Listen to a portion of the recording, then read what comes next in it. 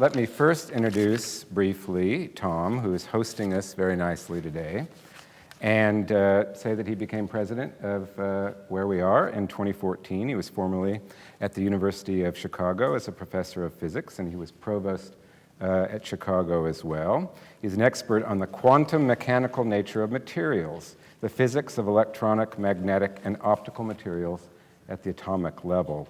He's an elected fellow of the American Physical Society, the American Association for the Advancement of Science, and American Academy of Arts and Sciences.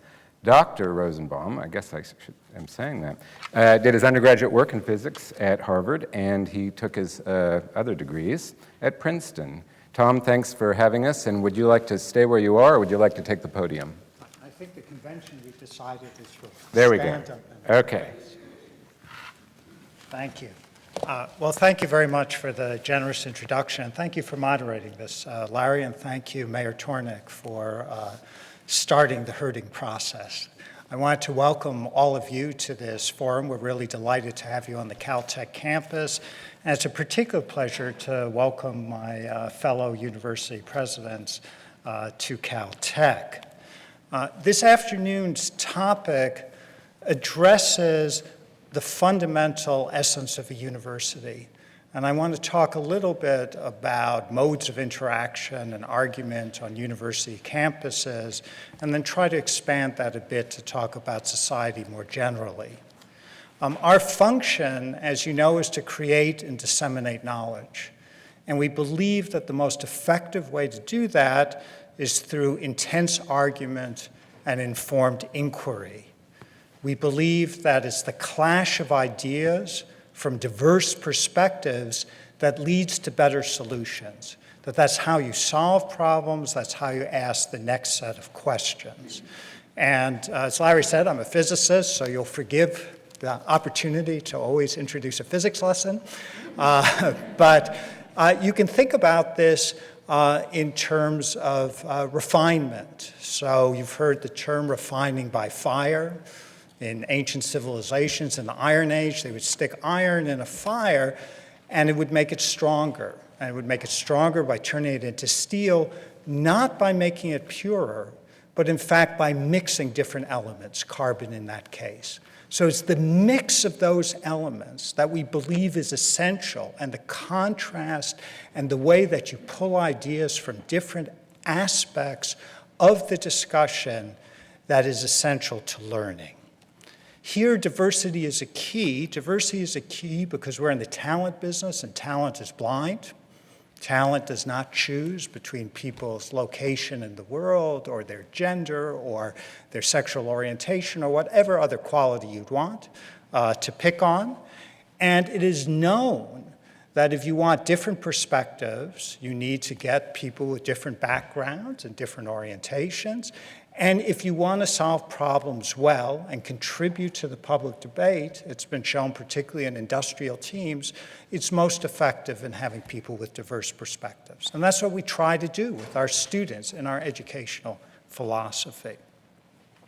Now, this is conceptually simple, but the implementation, as you read in the newspapers, can be quite complex. So the extremes are easy. So if you invite someone to campus who's controversial to give a talk, it is not allowed in our culture, and we have to be attentive to it and enforce it, to shout down the speaker. The way that you address and rebut ideas that you don't agree with is to introduce superior ideas and to count on the sway of those ideas to win the argument. And we have a responsibility as academic institutions to ensure that is the culture that we have. In the same way, we cannot propagate symbols of hate. This vitiates the worth of the individual, so you cannot have an argument if you're stereotyping someone and not listening to what they have to say. You have obviated their ability to introduce ideas. And we can defend, in fact, that mode of discourse in the general notion, then, of contributing to the educational process. It's the regions in between where it's difficult to find equilibrium. And here, civil engagement is crucial, as well as shared values. I do want to note that, at least from my perspective, Comfort is not one of those shared values. Like Socrates, universities are not comfortable. They are supposed to be compelling and challenging. And it's in this context that trigger warnings and such can be problematic from my point of view. They run the risk, they need it, but they often run the risk of inhibiting conversations about topics that are controversial, preventing people from publishing ideas that may be unpopular. It is, as with another characteristic of academia, tenure, often under fire. But one has to remember that the origin of the tenure system was to protect people, to allow them to express unpopular ideas without fear of retaliation. And it is that culture that we have to protect in the notion of civil discourse.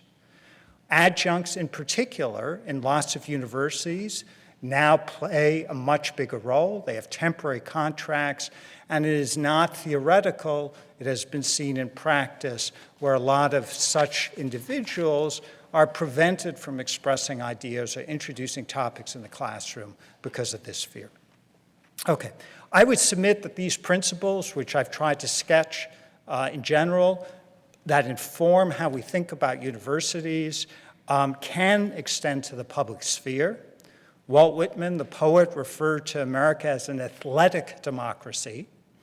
What he meant was that there are lots of instances where the debate can involve rather aggressive posturing and colorful language, and that's good in and of itself, as long as argument involves listening as well as speaking. And that is something that we often forget, I'm afraid. The problem, as summarized by the theologian Martin Marty, is people who are civil these days often don't have strong convictions, and people who have strong convictions often aren't very civil. Our job as educators is to transmit the value and the discipline of informed debate, defending those values in our institutions, and trying to propagate them to civil society. Thank you.